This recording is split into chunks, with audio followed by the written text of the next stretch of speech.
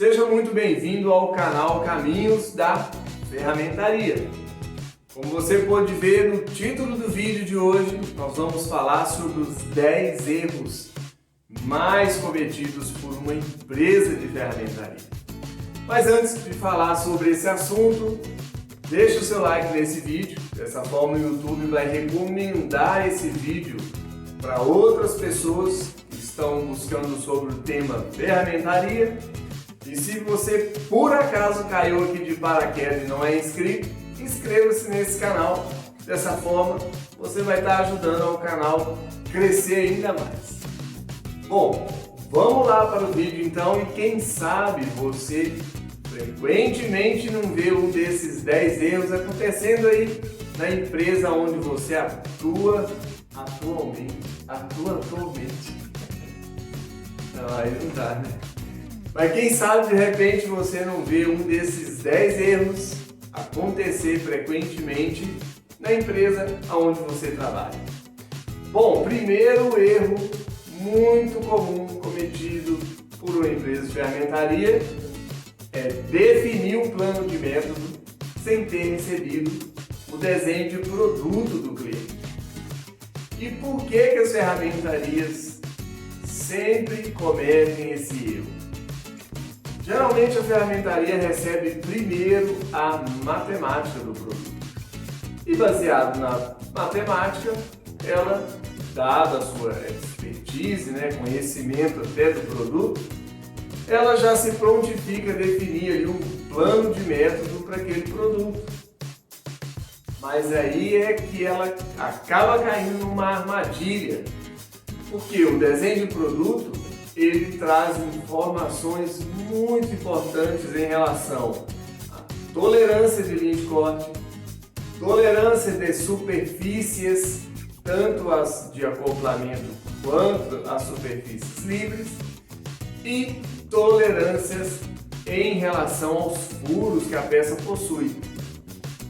E em relação aos furos que a peça possui, não só tolerância, o desenho de produto traz informações importantíssimas que define a classe a que aquele furo pertence.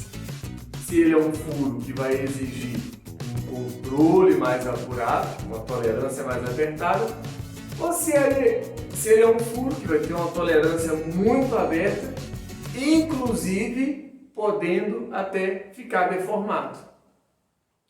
Então, por que é um erro que a ferramentaria comete quando define um plano de produto sem ter recebido um plano de método, sem ter recebido o desenho de produto da ferramenta?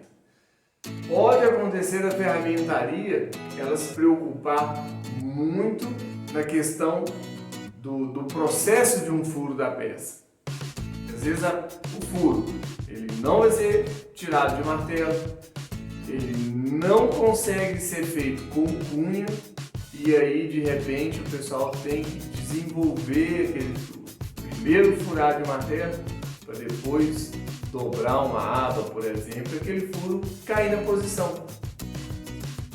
E é por isso que é importante ter na mão primeiro o desenho de produto junto com a matemática, porque aí sim vai ser muito mais assertivo definir um plano de método para aquele produto. Bom, segundo erro agora cometido aí por uma empresa de ferramentaria. Na minha opinião, o segundo erro é não simular o processo inteiro da ferramenta. Digamos que a ferramentaria definiu ali já o plano de método, já acertou já com o seu cliente, digamos que já tem o desenho de produto na mão, está tudo certinho. O que as ferramentarias costumam fazer muito? Simular apenas o repuxo. Ah, tirou o repuxo? Opa, tá federal. Opa, não tá não. Não tá não, senhor. O ideal e o correto é simular todo o processo da ferramenta. Tanto a operação de repuxar, quanto as operações de recortar, operação de furar e operação de separar final, caso haja, Falei que numa sequência aqui de operações definindo um processo, mas pode ser que esses processos se invertam no meio do caminho. Mas o correto, para que não tenha surpresa, é a ferramentaria simular o processo inteiro da ferramenta, para não ter dor de cabeça. Vamos para o terceiro erro mais cometido aí pelas ferramentarias. Na verdade, essa solução até surgiu na minha época, dada a necessidade futura de modificar um produto ou de inserir mais algum detalhe no produto ali e numa ferramenta progressiva não tinha condição de estar inserindo essa modificação. Então, o terceiro erro é não prever um passo morto nas ferramentas progressivas. Esse aí é um outro erro muito cometido pelas ferramentarias amadoras, quando no projeto delas ali de uma ferramenta progressiva, ela não prevê um passo morto na ferramenta. Ainda mais se for um projeto recente de um carro que vai ser lançado ainda, não é um carro que já tem no mercado e às vezes foi só melhorada a versão. Se for um projeto novo e não prevê um passo morto numa ferramenta progressiva, é bem passivo de ter uma dor de cabeça lá na frente. Porque eu já vi muitas peças sofrerem modificação depois da ferramenta estar toda pronta e aí não tinha mais espaço na ferramenta para colocar aquela modificação. E aí, qual que era a solução? Fazer uma ferramentinha à parte só para fazer aquele detalhe na peça. E isso é dar um tiro no pé. Você está com uma ferramenta progressiva ali, ó, cuspindo peça à vontade ali na caçamba. Depois tem que pegar aquela peça e passar numa operação à parte por causa de um detalhe.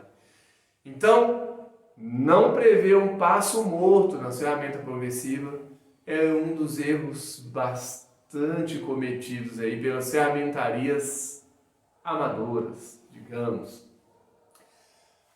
Quarto erro cometido pelas empresas de ferramentaria, e esse aí eu vou te falar, empresa velha, empresa que já tem know-how no mercado, ainda comete muito esse erro, que é desenvolver a linha de corte sem ter finalizado o quadro de pressão da ferramenta. O que tem de ferramentaria que gosta de adiantar uma linha de corte sem ter finalizado o quadro de pressão da ferramenta não está no gibi. E aí depois o ferramenteiro passou horas e horas ali trayaltando e tal, mapeando peça, desenvolveu a linha de corte, para lá na frente ver tudo indo por água abaixo. Porque o quadro de pressão não estava finalizado ainda. A ferramenta não chegou ainda, não tinha que chegar. Então, desenvolver a linha de corte sem ter finalizado o quadro de pressão é dar um tiro no pé. Eu diria que é possível aproximar, mas bater o martelo e falar assim, pode cortar os punção e matriz que é isso aí, não vai dar muita diferença não. Eu diria que é um risco enorme você ter que soldar, sair soldando as facas tudo depois. Então, termina primeiro o quadro de pressão. O quadro de pressão ficou filezinho, beleza, tirando peça. Aí sim você finaliza ali o desenvolvimento da linha de corte. Bom, gente, como nós estamos falando de empresa de ferramentaria, às vezes vai vir um erro aqui que vocês vão falar, mas não é da ferramentaria. Pode não ser da ferramentaria setor, gente, mas a empresa de ferramentaria que constrói ferramenta, ela tem o seu setor de usinagem. E por isso, quinto erro que eu estou elencando aqui agora é quando o operador de CNC ele não confere o batimento da ferramenta. E eu já vi muito operador de CNC matar uma cópia em questão de décimos, porque a ferramenta estava jogando 1, 2 décimos ali, ele não conferiu o batimento da ferramenta para corrigir isso no programa e acabou matando a ferramenta no acabamento.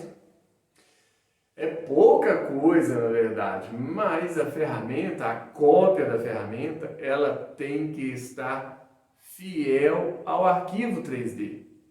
Porque aquele arquivo 3D é o arquivo que veio da simulação de estampagem.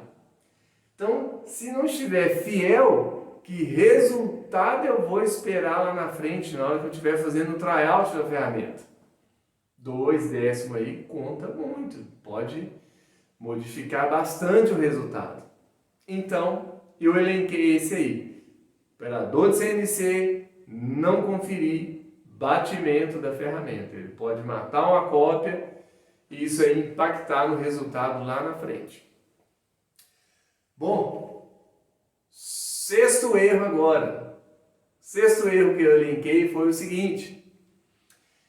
Quando as ferramentarias elas dão mais atenção na construção da ferramenta do que no dispositivo de controle. E o erro é o seguinte, construir o dispositivo de controle somente depois que a ferramenta estiver pronta. Isso é um erro para mim, porque o dispositivo de controle ele é a contraprova do controle dimensional que o metrologista está fazendo. E outro detalhe, com o dispositivo de controle pronto, ele auxilia muito na hora do tryout, estando do ladinho ali da prensa, para o ferramenteiro poder estar conferindo o produto ali no próprio dispositivo de controle. Porque às vezes ele vai na metrologia, o metrologista já está com uma renca de serviço lá para controlar. Não vai poder atender o cara na hora. Aí o ferramenteiro fez o tryout, alcançou um resultado ali, ele quer medir, dimensionar aquilo e não tem pelo menos um dispositivo de controle na mão para já tirar ali a prova dos 9, né? Então, para mim, é um grande erro quando a ferramentaria só constrói dispositivos de controle depois que as ferramentas estiverem prontas. Sétimo erro agora, mais cometido aí pela ferramentaria. Realizar a correção do produto, aí eu já estou falando de ferramenta pronta, tá pessoal? Ferramenta pronta, está estampando peça, e aí precisou de fazer uma correção no produto, um furo que saiu fora ali do especificado, tem que corrigir. E aí, o ferramenteiro ele realiza a correção do produto sem conhecer o processo de estampagem da ferramenta. Ele é um cara que ele é muito fiel ao relatório, que o relatório dimensional mostrou, opa, para deslocar 1 milímetro, manda ficha, vamos deslocar. Aí desloca 1 milímetro por um lado, aí ele vai controlar, está pedindo para deslocar 1 milímetro para o outro lado, e o cara fica doido. Então, assim, o ideal é conheça primeiro o processo de estampagem, verifique algumas situações ali na ferramenta e não tome por verdade absoluta o que o relatório dimensional está te mostrando. Inclusive, gente, relatório dimensional, trabalhei muito no setor de metrologia, controlando peça, escaneando peça, fazendo engenharia reversa, fazendo estudos dimensionais. O controle dimensional a desenho, você tem que ter muito cuidado com ele, porque o que o relatório está te mostrando ali pode não ser a correção que precisa ser feita na ferramenta. Então, conheça o processo de estampagem da ferramenta para você fazer a correção dimensional para ficar uma correção mais robusta, né? Para você saber bem o que você está fazendo. Tá ok? Oitavo erro cometido aí nas ferramentarias. E isso aí vai estar ligado com o que a gente falou anteriormente aqui. O oitavo erro é não realizar a contraprova do relatório dimensional do dispositivo de controle. Então, é o que eu disse anteriormente, não confie cegamente no relatório. Tira uma contraprova. Você tem um dispositivo de controle, ele está ok, né? Não é aquele dispositivo que o pessoal não cuida, né? Que que está lá caindo aos pedaços, faltando pino de controle, né? Ou o pino está folgado que passa até, né? Se o dispositivo for confiável, tiver certificado bacaninha, tira a contraprova do relatório dimensional no dispositivo de controle. Uma vez aconteceu uma situação conosco, nós tínhamos uma peça, um produto que estava ok, tinha controlado e tal, nosso dispositivo de controle estava ok, e isso aí foi para o cliente, a gente estava... É uma ferramenta nova e fornecemos essa ferramenta para o cliente. O cliente vai chegar lá, vai estampar a peça, vai controlar o dispositivo de controle, controlar as amostras que ele vai tirar e vai dar o ok ou não, vai solicitar alguma intervenção na ferramenta, se for necessário. E o que aconteceu? O metrologista daquela empresa controlou a nossa peça e indicou um problema. Falou, opa, está fora de tolerância aqui, ó, tem uma região fora de tolerância. Beleza, eu fui lá, conferi, controlei a peça, estava ok, opa, o controle ficou ok, a mesma peça que eles controlavam. Peguei aquela peça, tirei a contraprova no dispositivo de controle. Coloquei a peça no dispositivo de controle, sondei, controlei com os pinos, a posição, tudo direitinho, estava ok. Aí eu voltei no metrologista daquela empresa, do cliente, falei, olha, eu não encontrei o erro que vocês disseram que tem o erro. Vocês disseram que tem um erro que eu não encontrei. Aí eu perguntei para eles, né? Vocês controlaram o nosso dispositivo de controle já também? Vocês verificaram se está ok? Eles disseram, ó, o dispositivo está aprovado. Falei, opa, melhor ainda. O meu controle dimensional, eu tirei a contraprova do dispositivo. E o dispositivo de controle aprovou a peça. Então é um motivo para vocês procurarem o que está acontecendo. Enfim, o pessoal se coçou lá, se mexeu lá e o que aconteceu? Eles usaram o offset errado para a peça. E isso aí... A espessura da peça, que eles utilizaram o offset errado, ela se somou ao desvio do controle. E aí colocou aquela região fora de tolerância. Passaram vergonha, né? Se tivesse feito o mesmo que eu, eles já tinham sido um pouco mais prudentes em condenar a nossa peça. Então tá aí nosso... Oitavo erro, que é não realizar a contraprova do relatório dimensional no dispositivo de controle. É muito simples, gente. É só pôr a peça lá, sondar e controlar tudo. Se bateu com o relatório, opa, é um bom sinal. Se não, alguém está errado. Não é verdade? Nono erro nosso aí que as ferramentarias mais cometem. É aprovar produto com matéria-prima diferente da estipulado desenho de produto. Ah, mas isso não acontece não. Mentira. Ô, meu filho. Claro que acontece. Sabe por que acontece? Porque às vezes o cliente não mandou o fardo de chapa ainda. Ô cliente, a ferramenta está pronta. Eu preciso da matéria-prima para validar, eu tenho que estampar as amostras aqui e validar. Cara, aí o cliente fala, né, ó, espera aí porque não conseguimos ainda, o fornecedor não conseguiu, não sei o quê. Aí o que a ferramentaria faz? Ô, fulano, tem uma chapa aí, qual que é a espessura da chapa? Ah, 1,5? Ô, não tem uma chapa de 1,5? Não, tem, nós tem aquela lá, DP 600. Ah não, mas a matéria lá era FE04. Não, senhor, mas a espessura é a mesma e não muda muita coisa não. Ah, não muda não. Vai vendo. E aí o que acontece? Eles usam a chapa que tem em casa lá. Às vezes a ferramentaria, a empresa tem uns fardos de chapa lá sobrando, usa e valida. Opa, repute saiu. Saiu com aquela, mas será que sai com a chapa correta? Pode ser que não, né, gente? Então, é um outro erro muito comum por causa do cliente, às vezes, demorar a mandar a matéria-prima para o pessoal tratar a ferramenta. Então, aprovar produto com matéria-prima diferente da estipulada no desenho de produto é um dos erros aí que a gente vê incrivelmente.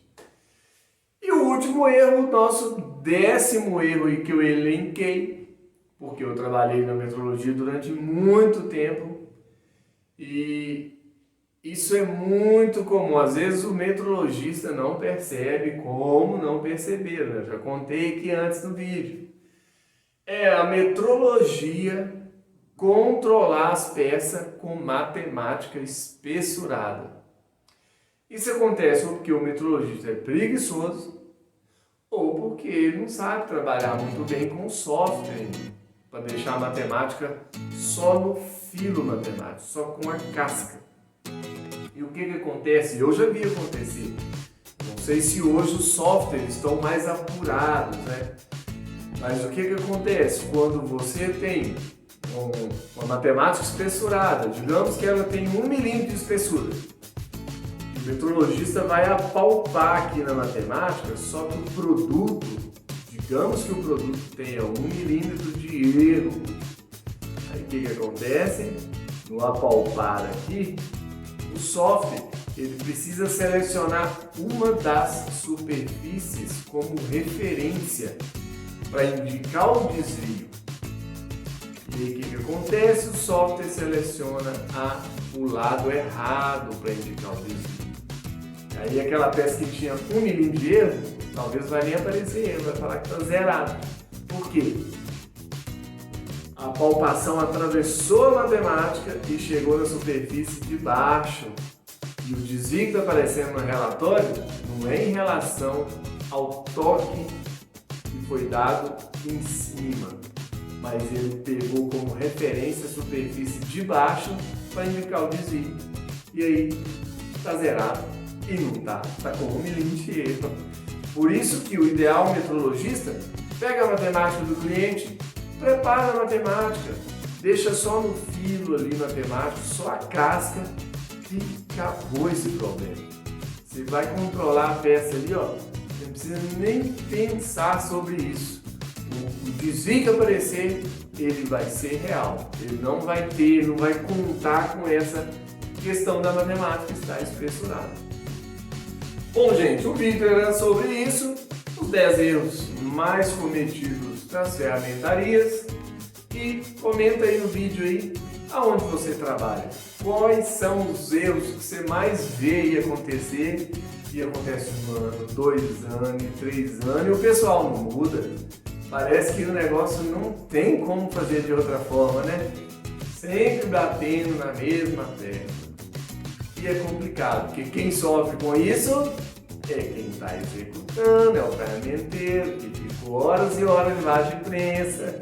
Vai ter que voltar e trabalhar naquele furo lá de novo, vai ter que trabalhar naquela linha lá de corte de novo, não tem jeito, tem pra onde correr. Bom, gente, eu vou ficando por aqui, ficou um vídeo um pouco extenso. Peço que se inscreva no canal, você que não é inscrito, e que deixe o seu like para estar ajudando nós aí, beleza? Galera, fui!